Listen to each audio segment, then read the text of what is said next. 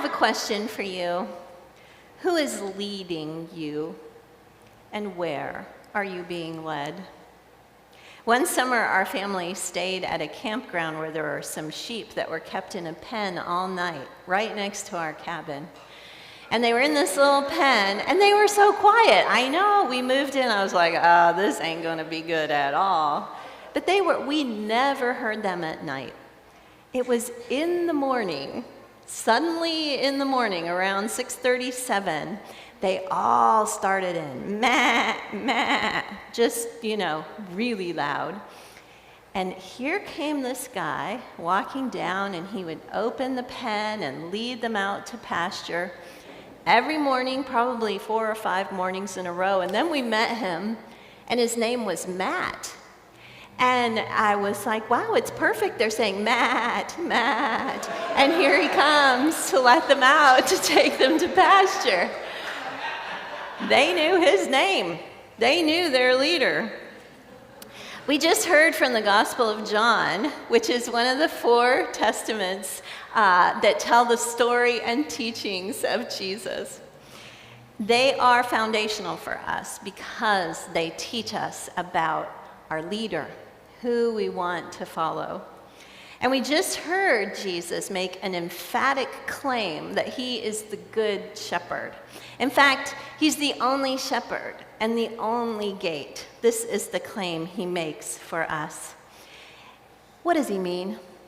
What does he mean? Jesus is emphatically making a claim that he's the best. He's the best leader. He's the one who can lead us into our best life. Anyone and anything else that takes priority for us over God's love, over the Spirit's life, Jesus says, is a bandit and a thief. In Jesus' teaching, we are the sheep, all of us, all humanity. And everybody is the sheep, no exceptions, we humans. And we're all inside some kind of pen together. We might call it life. And we can't see the shepherd, but we hear a voice. We hear a voice that calls us to love and to life and to goodness. And we might not name that voice Jesus. We might name that voice something else, but the sweetness of that voice is the best one to follow. And if we're smart, which, let's face it, we are sheep, so therefore we're not very smart. But if we are, we'll follow. We'll follow that voice. We'll follow that shepherd because the shepherd wants our highest good and our deepest and best fulfillment as his sheep. So this tradition of comparing sheep and humans is a long one in the Bible. You heard it in Isaiah. You heard God holding and caring for us like sheep. And there's a reason that the Bible loves sheep as a metaphor for human beings, and that's because we have these uncanny parallels with sheep. It's embarrassing, but we're going to go there, okay? Are you ready to feel sheepish about this? You might feel so bad about it. It's going to, okay, you guys. All right. All right, quit being so woolly. Okay, here we go. We're going to do this. All right, in his book, A Shepherd Looks at Psalm 23, Philip Keller, for years, spent time with sheep. And he describes how sheep are similar to humans, and here's a few examples. For one, sheep will overgraze the land. This is because they don't know when to stop eating. And so they'll pull up all the vegetation and even rip up the roots. In other words, if there was an all-you-can-eat sheep buffet, they'd be there. And if there was a world where they could extract all the resources, regardless of animal extinction or climate change, they'd do it. All right, well, sheep fight a lot. They will fight with each other in hierarchies of dominance called a headbutting order. They butt each other. And the dominant ones will headbutt the others so that the whole flock becomes restless and they can't lay down. There doesn't seem to be a clear reason why the headbutting is going on, not all the time. Sometimes it might be for TV ratings or to show off and humiliate the other sheep, but the stress and the general sense of constant struggle hurts the flock. Sheep are terribly fearful and anxious of predators and will stampede at the slightest provocation. As long as there is a suspicion of danger, it takes them to a place where they will not lay down, because getting up when you're a sheep is not easy. Especially if you're a 50-year-old sheep, then it's really not easy. So, the older the sheep get, the harder to get up, so you get vigilant, and it's hard on us to find rest.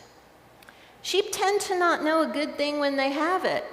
They will wander along a green pasture looking for an opening in a fence, even if the grass on the other side is withered and the land barren.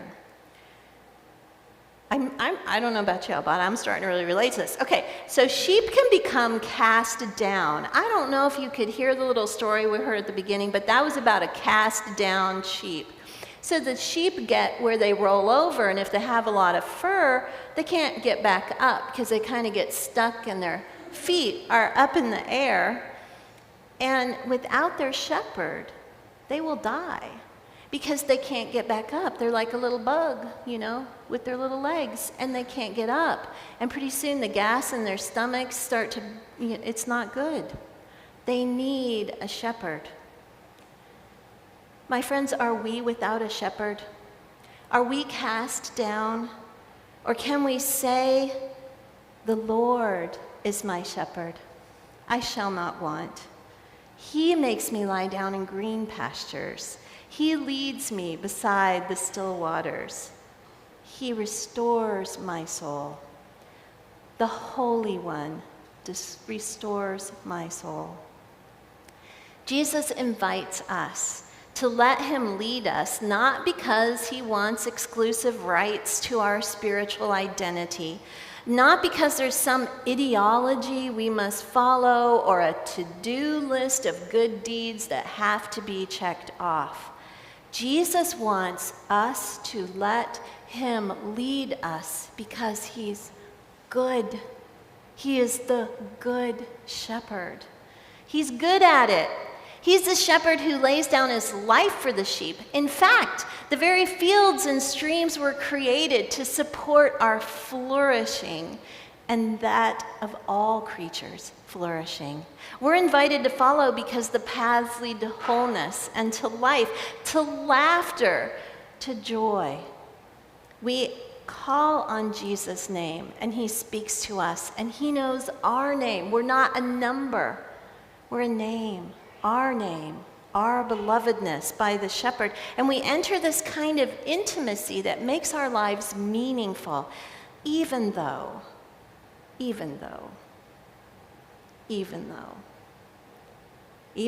pass through the valley of the shadow of death, we fear no evil, because our shepherd is with us, always with us. And there's something more. Under the care of the Good Shepherd, sheep do amazing things. Sheep become givers of beautiful wool. Who hasn't worn a wonderful wool sweater in the winter and felt the blessing of the wool?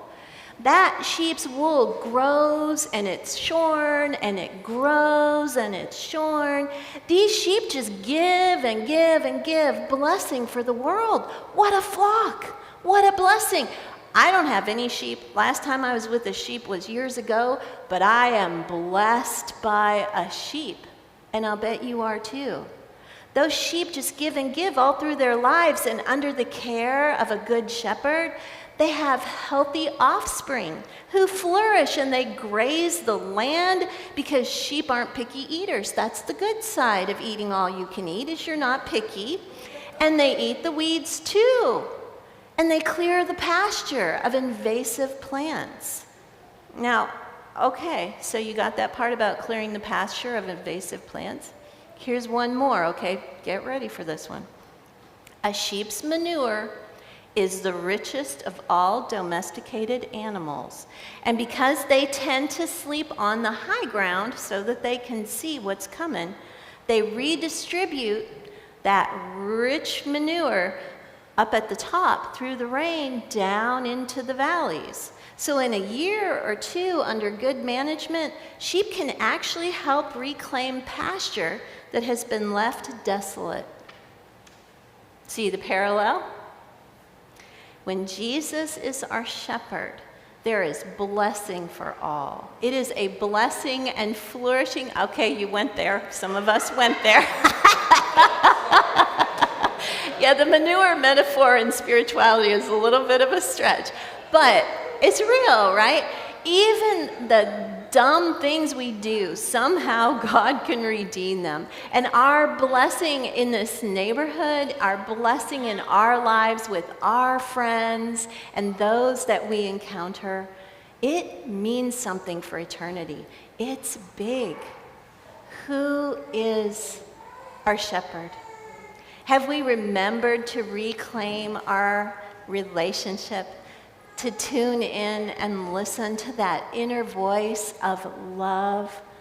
Because our shepherd's not a shepherd of condemnation. Our shepherd is not that inner voice that tells you you are not worthy, you are not good enough. That's not your shepherd. Tell that other thief and bandit to get out of your life, because that is not your shepherd. Whatever that bar is that you think you have to achieve is not your shepherd. Your shepherd is that voice within you calling your name tenderly and lovingly and inviting you to follow. So one last story. In his first year of tending sheep, Philip Keller was next door to a tenant farmer. So he was taking care of sheep on one side of that fence, and over on the other side was somebody who was getting paid to take care of sheep over there. And that person did not care about sheep. He barely kept the sheep alive. The sheep became so diseased and thin that they would stand out in the rain and they would look through the fence at that green grass on Keller's property. Well, this property, both of them came down to a beach. And so when the tides were really low in the winter, that flock from next door kind of came down on the beach and went around the fence and came up onto his property. Well, then they ate and ate and ate because they were sheep. Well, one morning he found 3 of these ewes lying under a tree in the drizzle. The rich food from his land had proved too much for them because they had been so thin and compromised. And so they had something called scour, which sounds bad. Don't know what it is. But because of it, these 3 sheep lay like limp gray sacks. So they couldn't even stand on their bony legs. So Keller loaded them up in a wheelbarrow and he carried them around over to his neighbor. And when the neighbor came out and saw the sheep, he simply went in, got his knife, and destroyed them. He couldn't care less. They were a commodity, nothing more. Jesus said, "I know my sheep by name. I go ahead of them, and they follow me." When we follow the voice of God, that inner voice whispering love, inviting us into greater gratitude and deeper joy, into laughter in the worst of times, we become free. We become free to give ourselves to others, to heal from wounds that no longer define us. Have you ever seen a lamb at play? That is our invitation to frolic, to jump, to be allowed to be who we are, even if it's weird. We're allowed to be ourselves and whole. So may we be like that. May we enter it and listen to the voice of our shepherd, not because life is easy or there's some promise that all is going to be better, but because Jesus is our leader. And though we walk through uncertain times, even the valley of the shadow of death, the center and source of our lives is inviting us forward into fullness. may we follow.